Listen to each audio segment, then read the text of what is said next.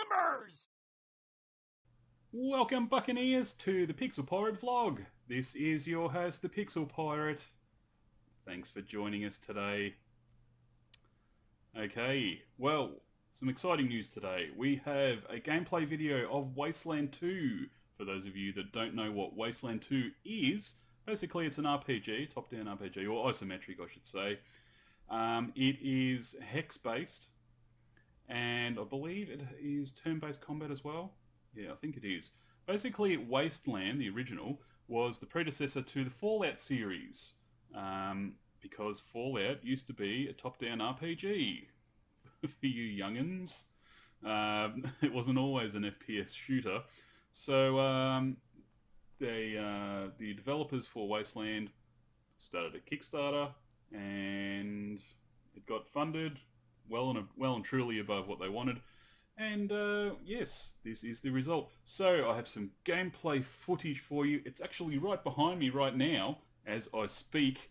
And yes, that's right. I have my TV. It's all going and ready and raring. All very happy with it.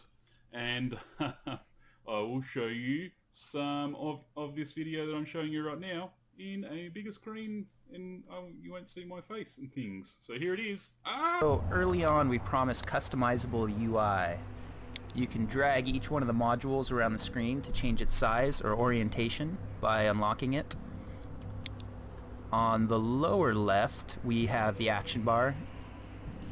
You'll find a lot of the general gameplay buttons here, your equipped weapon, action point indicators, and combat. The middle is a skill bar. There's over 30 skills in the game, and you can put your 6 most used per character in each one of these slots. And this one is the text window, which we use very heavily to keep the same narrative feel of the original Wasteland. Definitely keep an eye on it throughout the demo.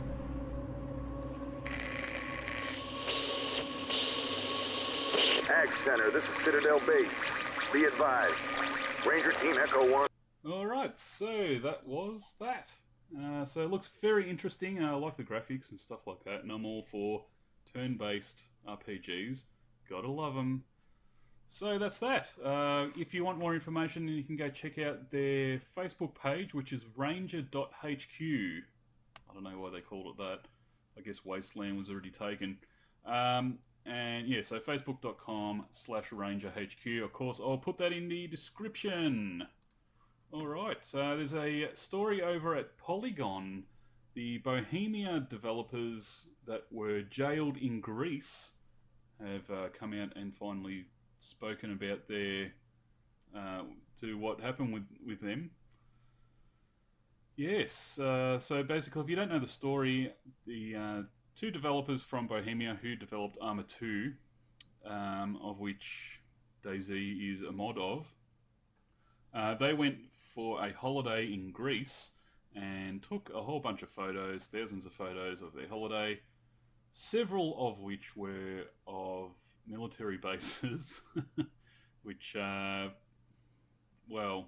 not the smartest thing to do, but then again, the base, according to, stories, the base wasn't that secret, really.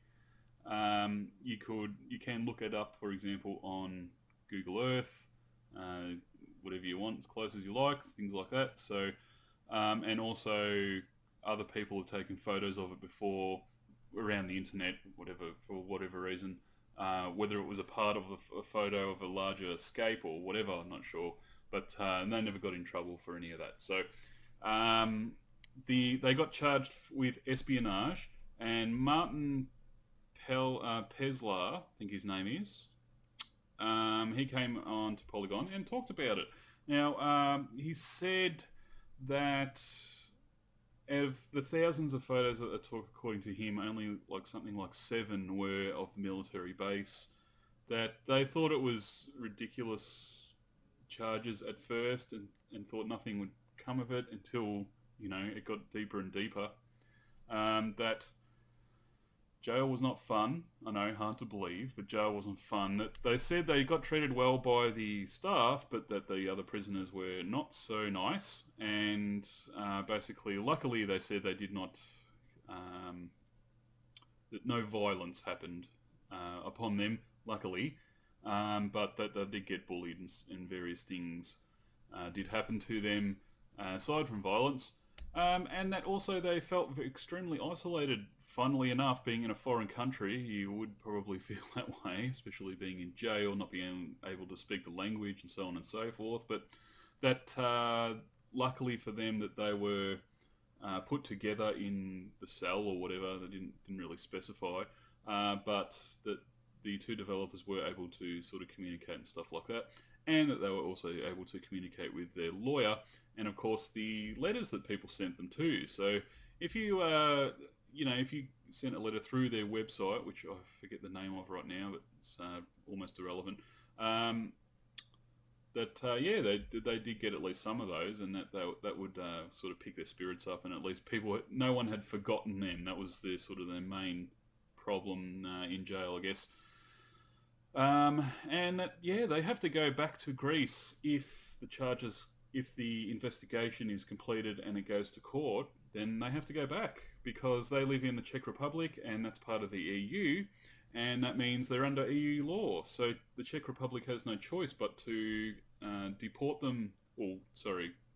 extradite them to Greece if Greece requests it, especially for espionage charges.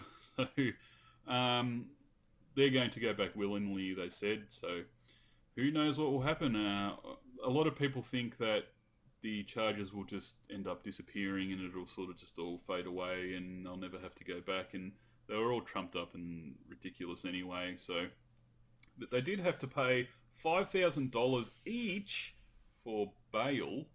They are out on bail, and basically they got extorted to, that you pay and you can leave the country. Ridiculous stuff. So we'll see what happens there. It could take a long time. Bureaucracies.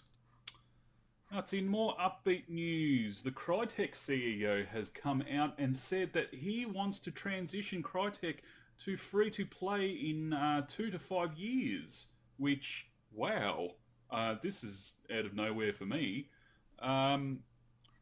The developer currently have a game coming out called Warface. It's currently in closed beta, and that is going to be free to play. So they're all already sort of backing up what they're saying, which is excellent. And having a look at the trailer. Actually, I'll play the trailer in a minute, but or some of it anyway.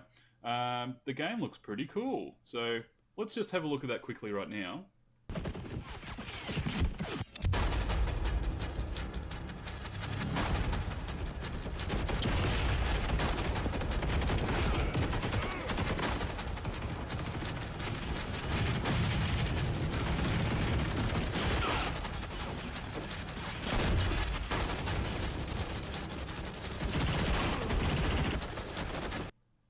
So that's that, just a quick look at that. Of course, you can have a look at the trailer. I'll put that in the comments.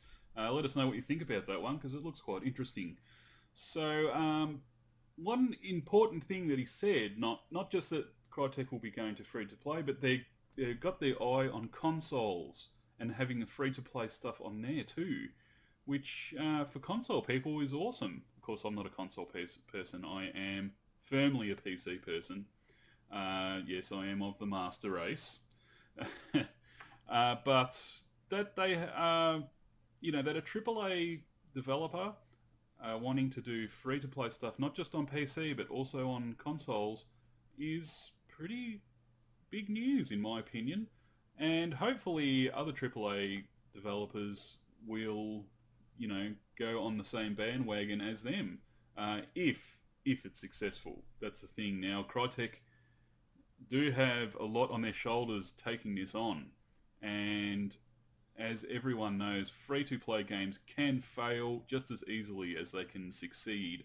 It is a fickle marketplace when it comes to free-to-play. You can easily destroy your game with things that are too powerful and stuff like that, and it becomes pay-to-win instead of free-to-play. And that is always bad for a game. It always kills the game eventually. So he's hoping that Crytek don't get too greedy with the free-to-play model and inadvertently make it pay-to-win But we will soon see, I guess.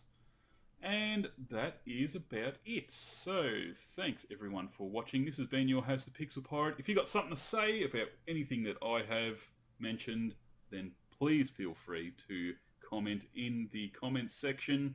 And if you like what you saw, then give me a good old thumbs up. And if you like my videos, then subscribe. See ya!